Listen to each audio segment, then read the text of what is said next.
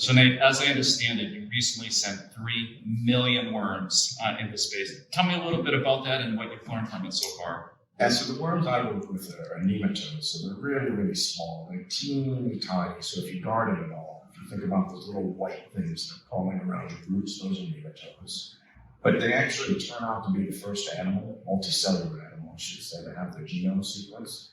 So as crazy as it seems, the tools that we have for actually being able to understand the human genome all have their roots in trying to understand the genetics of one of it. And I think one of the things that I was reflecting on when I was reading A.T. Still's autobiography was that he kind of fancied himself a naturalist, and he learned a lot of anatomy from studying creatures that he killed and thinking about the woods. And if you extrapolate that to the molecular level, it's really remarkable how much you can understand about molecular biology, not by studying people, but by studying things like worms or even bacteria. And then the other thing that I'm really excited about is we've got a new drug that actually seems to improve health in space. And I'm particularly excited about that because we've been trying that with age and also with muscular dystrophy. And it seems to improve muscle health in both of those cases as well. Tell me, how does your work fit into the broader goals of Omni?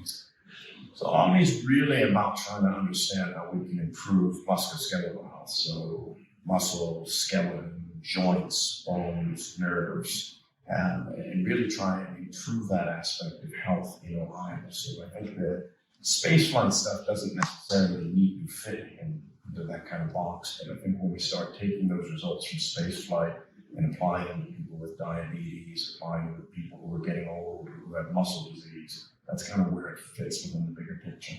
Well, Nate, I think one of the things you're reflecting to me is something I've been saying for a long time, that I feel like we have the best faculty, staff, and students in the nation, bar none. And I want to thank you for being with us today to talk a little bit about your really, truly interesting and phenomenal work that you're doing here. So thank you for being with us today.